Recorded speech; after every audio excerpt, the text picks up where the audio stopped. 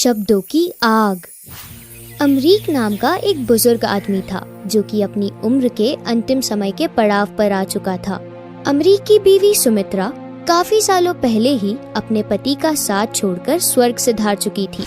अमरीक और सुमित्रा के 6 बेटे थे। सबसे बड़े बेटे का नाम था सतीश, दूसरे बेटे का नाम अर्जुन, तीसरे बेटे का नाम केशव, चौथे बेटे का नाम महेश, पांचवे बेटे का नाम अनिकेत और सबसे छोटे बेटे का नाम भोला था।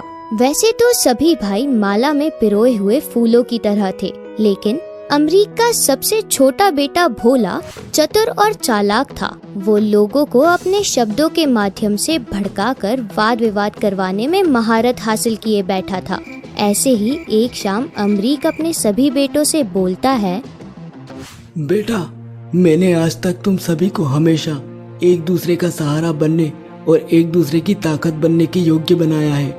मैंने तुम सभी को एक समान संस्कार और ज्ञान दिया है। बेटा, मेरी एक ही इच्छा है कि जैसे मेरे जीते जी तुम सब एक साथ हो, मेरे मरने के बाद भी तुम सब एक साथ ही रहना। बेटा, संसार में परिवार की ताकत से बड़ा कोई और साथ और कोई प्यार नहीं होता, इसलिए अपनी इस ताकत को हमेशा बांधे रखना, कभी एक दूसरे के विरोधी मत बनना। पिताजी, आप कैसी बातें कर रहे हैं? आपको हमारी उम्र लग जाए, अरे अभी आपको बहुत जीना है, इतनी आसानी से हम आपको जाने नहीं देंगे। बड़े भैया ठीक कह रहे हैं पिताजी। अरे आप है तो सब कुछ है, आपसे बढ़कर कुछ है क्या संसार में? हम इस धन दौलत और इस मोह माया का क्या करेंगे जब हमारा संसार ही आप हो? बेटा, मौत को कोई नहीं टाल सकता, जो होना है वह तो होकर ही रहेगा। और अब तो मेरी तबीयत भी कुछ ठीक नहीं रहती। बेटा, मुझे पता है कि मेरा अंतिम समय नजदीक आ चुका है, इसलिए मैंने अपने दिल की बात तुमसे कही और उम्मीद करता हूँ कि मेरे जाने के बाद भी मेरी इस बात को तुम लोग हमेशा याद रखोगे और हमेशा एक दूसरे पर भरोसा करोगे। ऐसे ही कुछ वक्त गुजरता है और अमरीक की तबीयत दिन प्रतिदिन और भी खराब होती जाती है। उसे दिल्ली के बहुत बड़े अस्पताल में भर्ती करवाया जाता है, पर भगवान की मर्जी के आगे किसी का जोर नहीं चलता और एक सुबह अमरीक इस दुनिया और अपने बेटों को अलविदा कहकर स्वर्ग सिधार जाता है। सभी बेटे मिलकर पूरे विधि विधान के साथ अपने पिता का अंतिम संस्कार करते हैं। ऐसे ही एक शाम केशव बोलता है, भैया, जैसा कि हम सभी जानते हैं कि पिताजी हमसे यही चाहते थे कि हम सब एक साथ रहे, एकजुट होकर रहे, लेकिन समय का किसी को क्या ही पता है कि कब क्या हो जाए। आज हम साथ है, कल ना रहे, यह कोई नहीं जानता। हमें लगता है कि हमारे हिस्से के काम को आपस में बांट लेना चाहिए ताकि भविष्य में कोई दिक्कत परेशानी ना हो। हाँ भैया, आपकी बात बिल्कुल सही है और मैं आपकी बात से पूरी तरह सहमत हूँ। हम में आपस में कोई वाद विवाद ना हो, इसलिए हमें अपने काम और हिस्से आपस में बांट लेना चाहिए। सभी भाई आपस में सलाह मशवरा कर ही रहे होते हैं कि उनके बीच में बैठा भोला सोचता है, मेरे बड़े भाई बड़े चतुर हैं। ये क्या समझते हैं कि मुझे उनकी बातें समझ में नहीं आएगी? अरे मैं सबसे छोटा हूँ, ये मुझे बिल्कुल ही थोड़ा सा काम देंगे या फिर बिल्कुल ही नहीं देंगे। और ठीक उसी तरह पिताजी की लाखों करोड़ों की दौलत में से भी ये मुझे मुट्ठी भर का भी हक नहीं देंगे। दूध में पड़ी मक्खी जैसा मुझे बाहर निकाल फेंकेंगे। लेकिन मैं भी बस नाम का ही भोला हूँ। मैं अपने शब्दों की आग में इन्हें ऐसा जलाऊंगा कि इन सब को एक दूसरे का दुश्मन बनाकर इनके हिस्से की सारी धन दौलत अपने नाम कर लूंगा और ये सब केवल हाथ मलते रह जाएंगे। भोला को इस तरह मन ही मन सोचते हुए देख सतीश बोलता है, अरे भोला, क्या हुआ? तुम किस सोच में पड़ गए? तुम कुछ बोल क्यों नहीं रहे?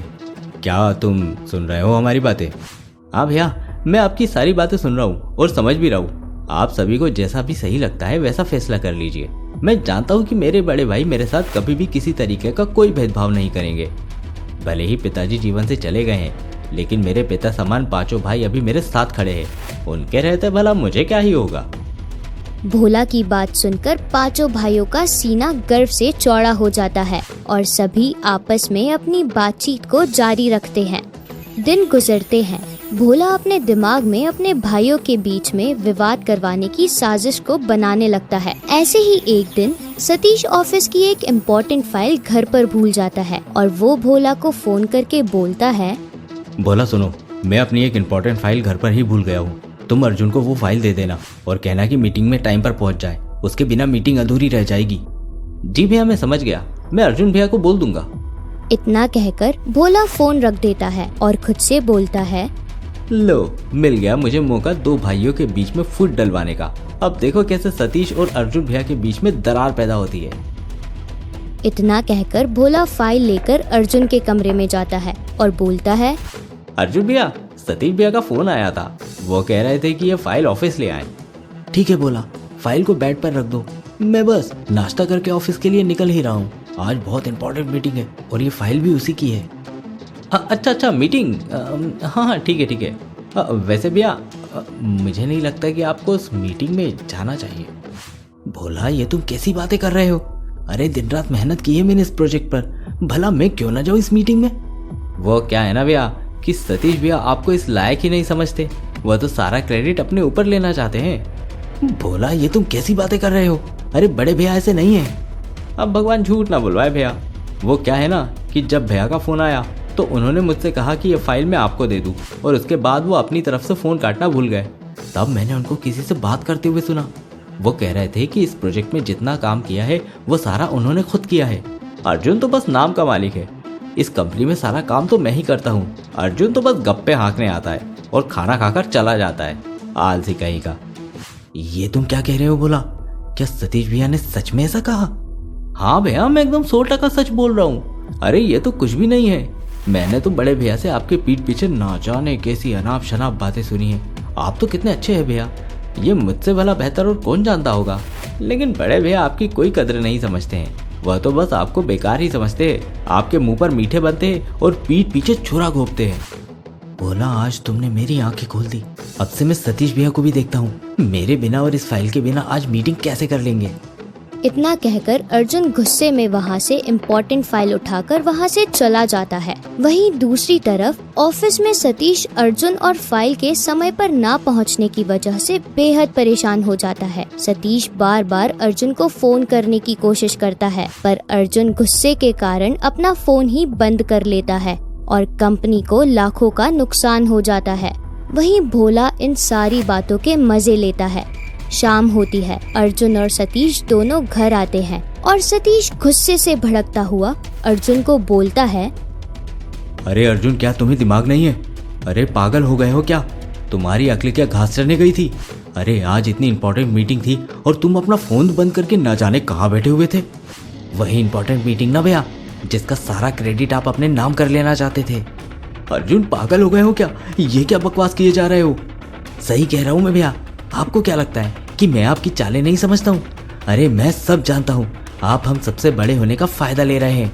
अरे कान खोलकर सुन लो तुम सब भी। यह आदमी हमारा कोई बड़ा भाई नहीं है। यह एक नंबर का झूठा और मक्कार आदमी है। आज मैंने इसका असली चेहरा देख लिया है, इसलिए तुम सबको बता रहा हूँ कि यह आदमी हमारे पिताजी की सारी प्रॉपर्टी और दौलत अपने नाम करवाना चाहता है। हम सबको इससे अपना हिस्सा ले लेना चाहिए, वरना ये सारी जायदाद हड़प के बैठ जाएगा। अर्जुन भैया, ये आप कैसी बातें कर रहे हैं? ऐसा कुछ भी नहीं है। लगता है कि आपके किसी ने गलत कान भर दिए। भैया, आप कैसी बातें कर रहे हैं? ऐसा कुछ भी नहीं है। और रही बात जायदाद की, तो भैया ने हम सबको बराबर हिस्सा देने के लिए पहले ही कागज तैयार करवा लिए हैं। भैया ने हम में से किसी के साथ कोई नाइंसाफी नहीं की है। अरे मूर्खो, तुम सबकी आंखों पर इसके प्यार की अंधी पट्टी बंधी है। देखना, यह आदमी भी तुम सबको अपना असली रंग जरूर दिखाएगा।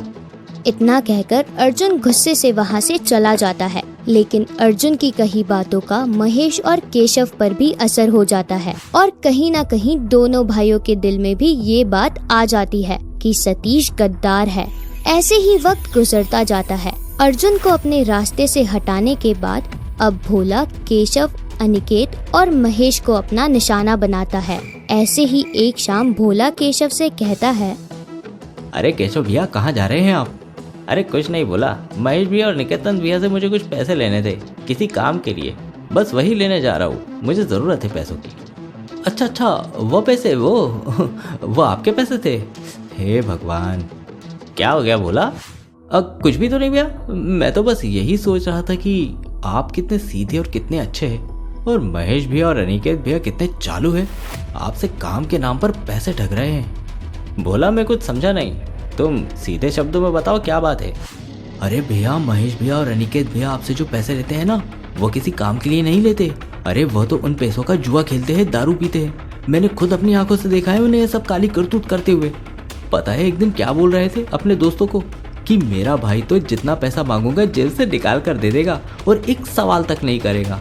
एक दिन ऐसा आएगा कि मैं उसे कंगाल करके खुद अमीर बन जाऊंगा और फिर उससे अपने जूते साफ करवाऊंगा। तुम सच कह रहे हो? हाँ भैया, आप बिल्कुल सही कह रहा हूँ, और अनिकेत भैया भी इसमें शामिल है।